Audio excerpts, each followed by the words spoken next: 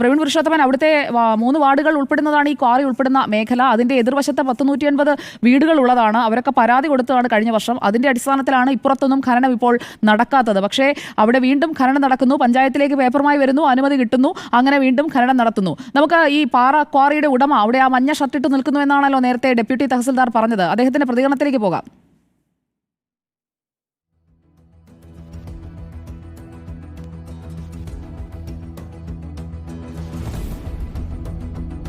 പാറക്വാറിയുടെ 3ാമത്തെ അദ്ദേഹം നമ്മോടൊപ്പം ഉണ്ട്. പക്ഷെ നമ്മൾ ചോദിച്ചപ്പോൾ അദ്ദേഹം പ്രതികരിക്കാൻ തയ്യാറല്ല എന്നാണ് പറഞ്ഞത്.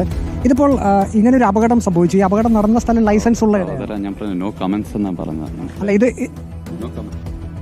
ഇതിപ്പം ആ ഭാഗത്തിന് അനുമതി ഉള്ളതായിരുന്നു, ജിയോളജിക്കൽ ഡിപ്പാർട്ട്മെന്റ് അനുമതി ഉള്ളതാണ് പറയുന്നത്. നിങ്ങൾക്ക് മനസ്സിലാവുന്നില്ലേ? നോ കമന്റ്സ് എന്ന് പറഞ്ഞാൽ നോ കമന്റ്സ് എന്നർത്ഥം. നോ കമന്റ്സ് എന്ന് പറഞ്ഞിട്ട് കാര്യമില്ല. ഇത്രയും ഒരു അത്യാഹിതമല്ലേ നടന്നത്? അപ്പോൾ എന്തെങ്കിലും ഒരു വിശദീകരണം നൽകണ്ടേ? ഇതാണ് പാറക്വാറിയുടെ ഉടമ. അദ്ദേഹത്തിന്റെ ലൈസൻസ് ഉള്ളതായിരുന്നു. സുജയ, ഈ ലൈസൻസി ഓണർ അല്ലെങ്കിൽ ഇത് നടത്തുന്ന താങ്കളുടെ പേരെന്താണ്? താങ്കളുടെ ക്വാറി ഉടമ പ്രതികരിക്കുന്നില്ല. നിങ്ങൾ നാട്ടുകാരുടെ ഒരു അഭിപ്രായം എന്താണ്? ഇത് ഇപ്പോഴും അവിടെ കുടുങ്ങി കിടക്കുകയാണ്. ഇതിന്റെ ഉടമയായിട്ടുള്ള ആൾ ഇതിനെപ്പറ്റി ഒരു അക്ഷരം ഉരിയാടുന്നില്ല. എന്താണ് സംഭവിച്ചെന്ന് പറയുന്നില്ല. ഇതിന്റെ ഉടമ ഒരു കാരണവശാലും മിണ്ടത്തില്ല. കാരണം 2 ദിവസം മുന്നേ ഇവിടെ സ്ഥലം മേടിച്ചിട്ട് ഗേറ്റ് ഇട്ട് ഇവിടെ പൂട്ടി നാട്ടുകാരുടെ പേരിൽ മൊത്തം കേസ് കൊടുത്തിരിക്കുകയാണ്. ഇവിടെ 2 ദിവസം മുന്നേ ഇവിടെ ഭയങ്കരമായ പ്രശ്നങ്ങളായിരുന്നു ഇവിടെ നടന്നിട്ടുണ്ടായിരുന്നത്. നിങ്ങൾക്ക് കണ്ടാൽ തന്നെ അറിയാം. ഈ പറയുന്ന പോലെ ബെഞ്ചടിച്ച് ഒരു മാനദണ്ഡവും പാലിക്കാതാണ് ഈ ഇപ്പോൾ പ്രവർത്തിച്ചുകൊണ്ടിരിക്കുന്നത്. ഇവിടെ പ്രവർത്തിക്കാൻ അനുമതി ഉണ്ടോ എന്ന് പോലും നമുക്ക് വ്യക്തതയില്ല. 6 മാസം മുന്നേ ഇവിടെ പത്രത്തിൽ സ്ഥലം വാർത്ത വന്നതാണ് ചെങ്കുളം കോറിക്ക് പ്രവർത്തിക്കാൻ അനുമതിയില്ല എന്നുള്ളത്. പിന്നെ ഏത് തരത്തിലാണ് ഇവർ പ്രവർത്തിക്കുന്നത് എന്നുള്ളത് അവരാണത് വ്യക്തമാക്കേണ്ടത്.